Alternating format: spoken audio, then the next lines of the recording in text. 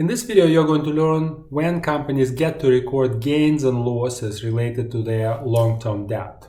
Okay, so most companies don't ever recognize any gains and losses related to long-term debt. Most companies follow so-called effective interest rate method, which involves basically, using historical interest rate to account for changes in the value of the bond on the balance sheet and the income statement.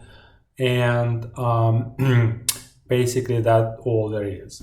Now, because historical interest rate is not the same as market interest rate, in general, fair value of a bond at a given point in time is going to deviate somewhat from the book value, which is based on present value of future cash flows discounted at historical rate. So in 99% of cases, firms don't use fair value accounting, but it's important to note that both IFRS, International GAAP basically, and US GAAP allow companies to elect an option to value their long-term debt or certain parts of long-term debt on their balance sheets at fair value, right? So if companies choose to use fair value, then they have to adhere to this choice. They have to be consistent. They cannot go back, basically. They have to come through with this accounting. Okay, and so companies rarely use fair value, but if companies elect an option to use fair value, accounting basically is going to still make use of the effective interest rate method, where we calculate premium and discount, and we measure the amount of interest expense based on historical interest rate, right? So we still are going to use all this stuff we learned so far, but in addition to recognizing an interest expense in the income statement, which is based on historical interest rate, we are now going to recognize a gain or a loss due to fair value adjustments related to our long-term liabilities. Okay, so basically what would happen on your balance sheet, you would have bonds payable, right, a liability measured at fair value. You would basically, every period, increase this amount by the amount of interest expense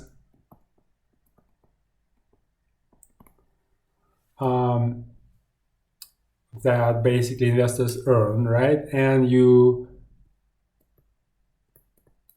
reduce the amount by the amount of coupon payments, right? So that's the standard amount of amortization that you record. But then you would go and you would calculate ending balance. And to calculate that, you would basically have to go and estimate fair value. You could basically, for bonds, you could look up at what prices are bonds traded as of the end of accounting year. And that gives you the ending balance. And then you need to have another plug on bonds account. It could be on the debit side or credit side to arrive to this ending balance, right? So suppose you have a plug over here on the debit side of the bond, right? You would need to basically have a credit to some account. And if you think about, you're not really doing anything with your assets are not really changing. So of course, what is happening, your shareholders' equity is changing, right? If you hold assets constant, liabilities go down by some amount, you have to basically record a gain on fair value of bonds. Right, so that's of course goes into income statement, and that's why this accounting has been quite controversial, because when your liabilities go down in value because risks go up, for example, right, and discount rate as a result goes up, liabilities go down in value, yet you get to recognize profits, right? That's counterintuitive, and that's why most companies don't really follow this accounting. This accounting makes a little bit more sense and is warranted for basically financial institutions that do fair value for both assets and liabilities on the balance sheet, right? When liabilities go down in value, it's typically because something happens with the assets, right? And so when you fair value assets, which most financial institutions do, it makes sense to fair value liabilities so that gains and losses kind of hedge each other on the asset and liability side.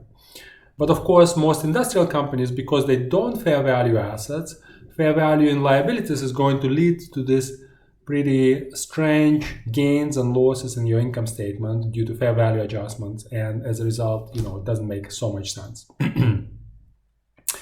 So this is something for you to learn, right? That's important to understand that this option is available and sometimes you see it used.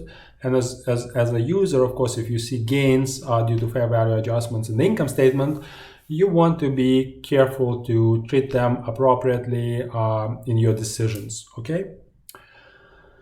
Now, while most companies follow historical cost and as a result they don't get to record gains and losses in the income statement, one exception to that is instance when bonds are retired before maturity, right? So when a company retires bonds, it basically means it goes and buys bonds back from bondholders and pays them some amount at which basically they agree to buy them, and then they retire. They basically tear these bonds apart and they no longer have a liability, okay? So this is another instance where a company, even if it doesn't follow fair value accounting, is going to get to record a gain or a loss in the income statement, okay? So for example, if you carry a bond on your balance sheet at 100, but you're going to retire it and you're going to purchase it at the market value of 110,000, okay? You basically have to pay more than what you owe based on what your liabilities show, and as a result you are going to recognize a loss, which is basically a plug over here in your income statement. In contrast, if your liability drops in market value relative to fair value, you get to recognize a gain, right, which we have just seen previously. However, now this gain is different because you have realized it, right? I mean, you owed 100,000 to your bond investors, but you kind of got a great deal. You basically retire, you purchased them back only for 90, and as a result, your shareholders gained $10,000 on such transaction. Okay, so that's another instance when gains and losses show up in the income statement.